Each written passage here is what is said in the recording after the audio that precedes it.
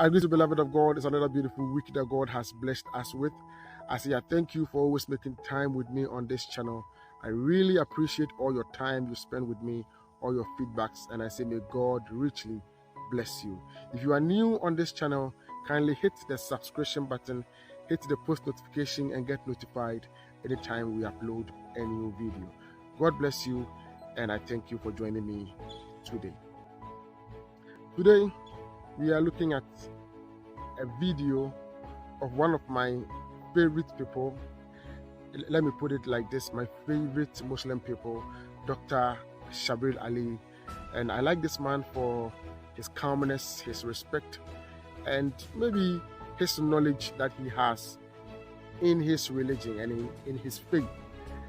In this video I'm about to show you, Dr. Shabir Ally is having a discussion with his own daughter, Safia Ally, Dr. Safia Ally, and they are discussing the issue of Adam and Eve, which was fantastic, it was beautiful, it was going well, until Dr. Shabir Ally somehow brought in Christianity, trying to shade Christianity, trying to make some inferences towards Christianity. And I said, no, as a Christian, I've got to respond to this, and I've got to throw a challenge back to my Muslim brothers and sisters who watch my channel, who sometimes come into the comment section to argue out their points.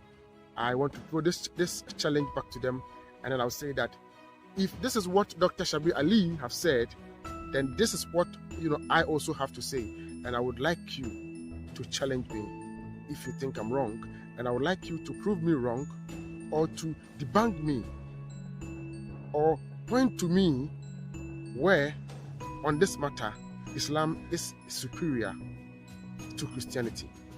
Now, in this video, Shabir Ally is trying to say that when it comes to the handling of women, the Christian text is somehow not too good than how the Islamic text handles women. Their text sort of gives women more more lifting in that stature of integrity and protection and dignity than the Christian literature. And he did not quote the scripture, but for me, I know that he was making reference to 1 Timothy chapter 2 verse 11 to 14, where Paul was telling the church, in fact was telling Timothy to tell the church, or to handle the church in this way, that he will let no woman be engaged in the church as in leadership role, but the women should be submissive to their own husbands, learning things from the home or from their houses. And he thinks that is a no, that kind of demeans women, and Islam is the one that lifts up women on that pedestal of dignity and of value. But this morning I would like us to know that we are going to debunk this. So let's go and get a video. I'll come back and we're going to react to it. Like that. So in that case, we have in the Quranic story a sort of vindication of Eve, because Muslims can now say, look, the Quran does not blame Eve for the fall of man. So do you think it was intentional that Eve is depicted differently in the Quran? And more positively, of course. Yes, Muslims would say that everything in the Quran is intentional. Nothing is there by accident. And this too is one of many instances where the Quran seems to be responding to beliefs and ideas which people had prior to the Quran. Sometimes the Quran is acknowledging and acquiescing to the ideas and beliefs which are already there, mainly because those are correct or even harmless beliefs or benign thoughts. But sometimes the Quran is deliberately going a different route for its own purposes, because the Quran has its own theology, its own ethics that it wants to promote, and sometimes it is necessary in doing that to correct some of the misunderstandings that were there in the past. And certainly this is a major misunderstanding. If people will continue to blame Eve and women in general for the mishaps of men, this would be a major problem, and modern feminism could not advance with those presuppositions. In fact, feminists have found it necessary to discard those presuppositions to go the feminist route. So an Islamic feminism can develop from the idea that here the Quran is chalking out a new way of looking at women. The Quran, by responding to the mistaken ideas that were there, is showing that women are equal with men, and they're equally responsible and equally capable of being righteous before God. Okay, so I guess you heard him. You have to be smart with scriptures to identify or to recognize or to notice that this is what Dr. Shabir Ally is saying. He's making reference to 1 Timothy chapter 2, verse 11 to 14.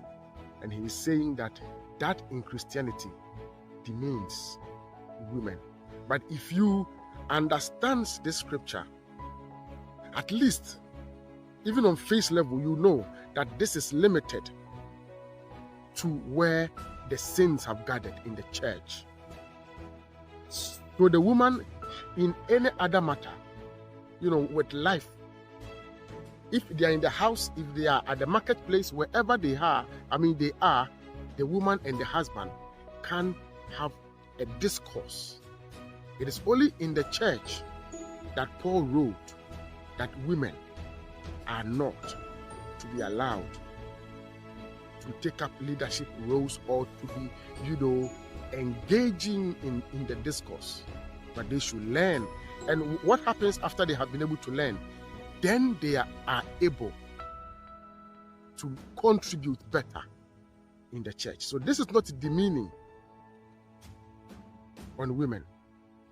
This is never a demeaning scripture on women that we have in Christianity. It is only that at the time the women were timid. They were not too confident in themselves, and so after they have been taught in the home or in the house, now their confidence will come up, and then in the church they will be able to contribute. So what about Islam? The one that Dr. Shabir Ally says is better than Christianity. What does Islam say? Or what has Islam got to say about women? In Quran chapter 2, verse number 2 to 3, Muhammad said, not even Muhammad, but Muhammad said that the angel of Allah that revealed this verse to him said that women are the fields of their husbands. Like a field is to a farmer, woman is like a field to the husband. And the man or the husband can till the land, can go into the land, can do whatever they want with the land. And this includes, even sexual positions. The woman is like the field of the man. Whichever way the man desires, he can go into the woman or can handle the woman like that. Is this not demeaning?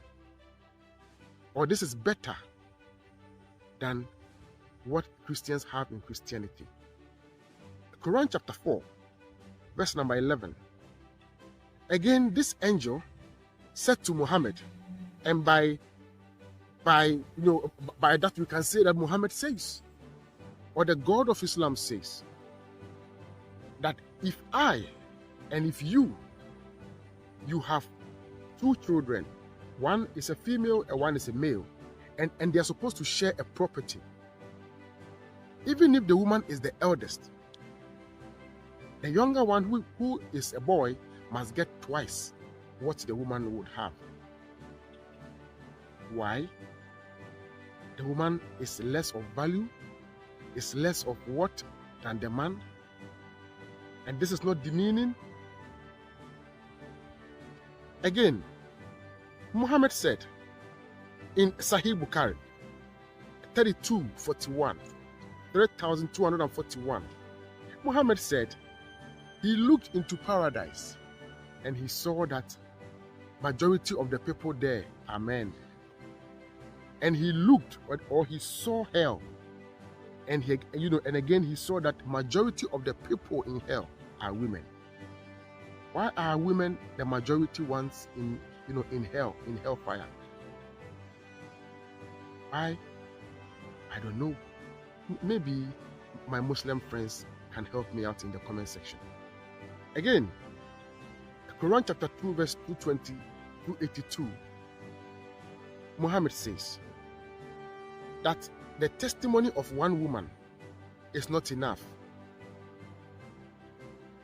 So 2 testimonies of women should be accepted for 1 testimony of a man. So if something should happen right here, and there is a woman here that saw it, or there are 2 women that saw it, and a man saw it even from far, and this woman is giving an eyewitness account, her account will not be considered valid and strong. She has to get another woman to support her, her testimony. But if that man that stood far off comes to testify, his testimony is well valued than that of the woman that was there when the thing happened right before her eyes. Quran chapter 4, verse number 34. Muhammad says, if you fear your wife as being, insubmissive, or, you fear something about your wife, first of all, warn her. If she still doesn't change, forsake her in bed, don't have sex with her. If she continues and she's not changing, then beat her up. There's nothing like this in Christianity. Again, Surah chapter 4, verse number 24. He says, ask for somebody's wife, don't go there. But if you happen to go to war and you get, somebody's wife as a sex slave, that is for you to enjoy. Because your right hand has taken hold of her. It doesn't matter if she's somebody's wife. She is yours now. Do we have anything like this in Christianity? No. Surah 2, verse 230. And this is so damning that if a couple should divorce, if a man and a woman and his wife should divorce, they cannot come back together, even when they have agreed that, okay, we now want to, come back together as a couple. They cannot come back. The only way by which they can come back is for the woman to go and marry another man. Let that man have sex with her. Then the man, if he divorces her, then she can come back to her first husband. Why should women be subjected to this? And Dr. Shabir Ally knows all of this, but decides to shade Christianity like this, when he knows that what we have is better, far more better, and the truth, let me put it like that, than what they have. Yet he does this deliberately. I said I respect him, but on this matter, I have to respond to him. And I'm throwing the challenge again to all my Muslim friends. Come to me in the comment section and come and tell me that everything I've said here is a lie. Or, pull out any Christian scripture that is so damning on women. And let's see if there's anything as damning as what I am quoting here. Again, Muhammad said, there are 3 evil omens that he knows of. 3 things that contains evil omen. 1, are horses. Horses, have bad or evil omen in them.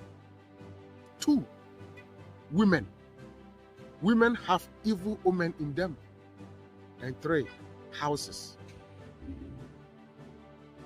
Yet he was, he was almost all the time surrounded with women because his wives were so many. Why would he have all these women around him and still be so disrespectful to these women? He didn't just say, beat your wives. He himself practiced it and he beat Aisha. And so Aisha said, his husband, the prophet, hit him on the chest and she felt pain. I didn't say it. This is Aisha. All of these are in your literatures and your teachings and your sources. And if you want to discuss an issue, Dr. Shabir Ally and Safia Ali, Dr. Safia Ali, why wouldn't you go straight ahead and make your discussion or have your discussion? But you come and subtly want to attack Christianity. Some of us are not going to allow that to happen. And exactly so we have done and we are doing.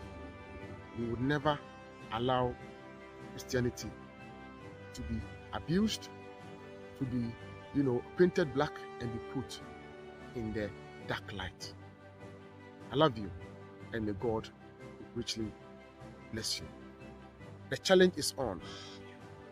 If you're a Muslim and you are ready to come, I'm equally ready, waiting for you in the comments. I love you, and may God richly bless you. We're going to protect Christianity, and I can say that. I don't have to be politically correct, or we're going to protect it.